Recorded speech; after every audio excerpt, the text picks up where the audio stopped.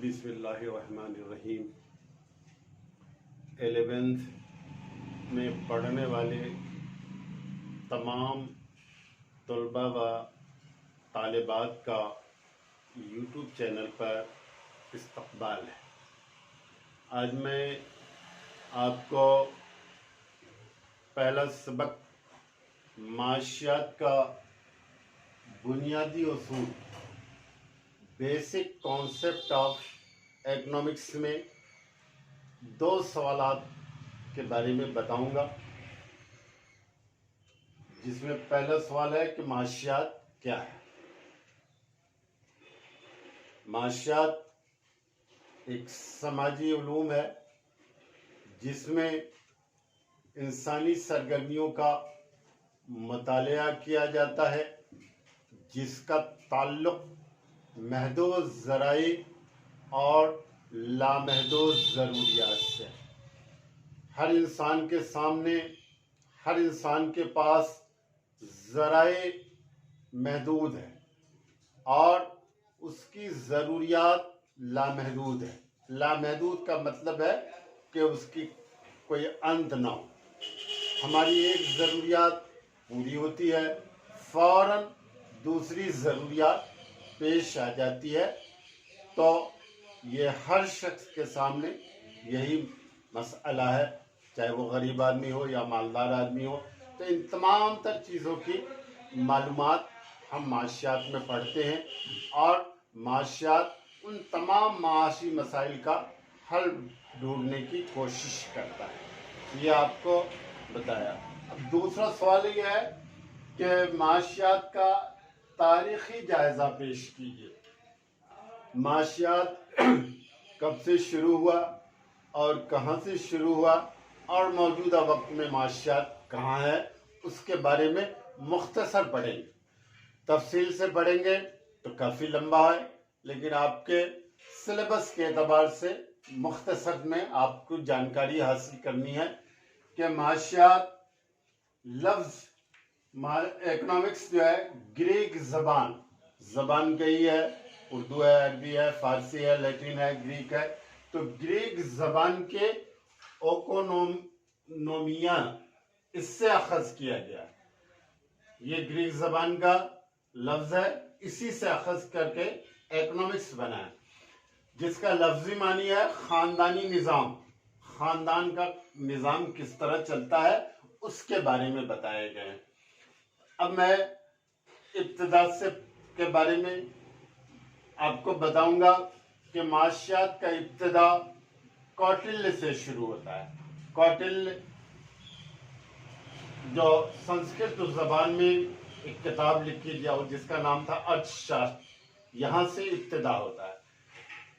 ابتدا کے بعد الگ الگ مراحل آئے، جس میں الگ الگ طریقے سے سلسلے وار ڈھنگ سے جو معاشیات کا سلسلہ جو شروع ہوتا ہے، تو ایڈم اسمیتھ جو ان کی کتاب شائع ہوئی 1776 میں، ویلتھ آف نیشن، دولت کا علوم یا سائنس، جو 1776 میں شائع ہوئی، اس کتاب میں کہا کہ economics is a science of wealth, معاشیات دولت کا علم ہے یا سائنس ہے۔ تو اس لیے ابتدا یہاں سلسلے وار ڈھنگ سے معاشیات کا شروع ایڈم اسمیتھ سے ہوتا ہے، اس لیے ایڈم اسمیتھ کو بابائے معاشیات، فادر آف اکنامکس کہا جاتا ہے۔ تو یہاں سے جو معاشیات ایک سلسلے وار ڈھنگ سے شروع ہوتا ہے، شروع ہوا کوٹلیہ سے، لیکن معاشیات کو سلسلے وار ڈھنگ سے، صحیح ڈھنگ سے جو پیش کرنے کا سلسلہ ہوا ایڈم اسمیتھ سے۔ تو ایڈم اسمیتھ کی جو تعریف ہے، دولت کی تعریف کے طور پر شمار کیا جاتا ہے۔ دوسری تعریف ہے مارشل، الفریڈ مارشل، جن کی کتاب 1890 میں پرنسپلز آف اکنامکس شائع ہوئی، جس میں انہوں نے معاشیات کو فلاحی سائنس، معاشیات میں فلاحی کاموں کو کس طرح کیا جاتا ہے، فلاحی کاموں کی جانکاری کے بارے میں معاشیات بتاتا ہے، اس لیے ایڈم یہ مارشل کی تعریف کو فلاحی تعریف کے طور پر شمار کیا جاتا ہے، اور ابھی بھی مارشل کو بہت سارے نظریات کو آگے چل کے آپ پڑھیں گے۔ تیسری تعریف ہے رابنس، جن کی کتاب 1932 میں nature and significance of economics شائع ہوئی، جس میں انہوں نے معاشیات کی تعریف تھوڑے الگ ڈھنگ سے بیان کی۔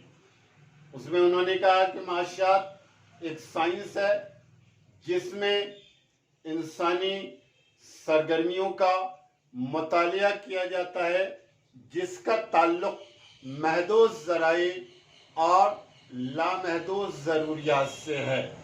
تو رابنس کی تعریف کا خلاصہ یہ ہے کہ ہم اپنی ضروریات کو پورا کرنے کے لیے کہیں نہ کہیں ایک ضروریات کو چھوڑ کر دوسری ضروریات کو پورا کرتے ہیں۔ تو رابنس کی تعریف کو قلت کی تعریف کے طور پر شمار کیا جاتا ہے، جو ہماری روزمرہ کی زندگی میں ہم لوگ اپنی ضروریات کو پورا کرنے کے لیے متبادل استعمال کرتے ہیں۔ جس شے کی ضروریات سب سے زیادہ ہوتی ہے اسے سب سے پہلے پورا کرنے کی کوشش کی جاتی ہے۔ تو یہ تین ماہرین معاشیات کے بارے میں آپ کو بتایا کہ ایڈم اسمتھ کی تعریف دولت کی تعریف میں شمار کیا جاتا ہے، مارشل کی تعریف فلاحی تعریف میں شمار کیا جاتا ہے، اور رابنس کی تعریف قلت کی تعریف میں شمار کیا جاتا ہے۔ اب آپ سوچتے ہوں گے کہ کون سی تعریف صحیح ہے، تو تینوں ماہرین معاشیات کی تعریف اپنے اپنے لحاظ سے صحیح شمار کیا جاتا ہے۔ مجھے امید ہے کہ آپ اسے سمجھیں گے اور مزید اسے سمجھنے کی کوشش کریں گے۔ شکریہ۔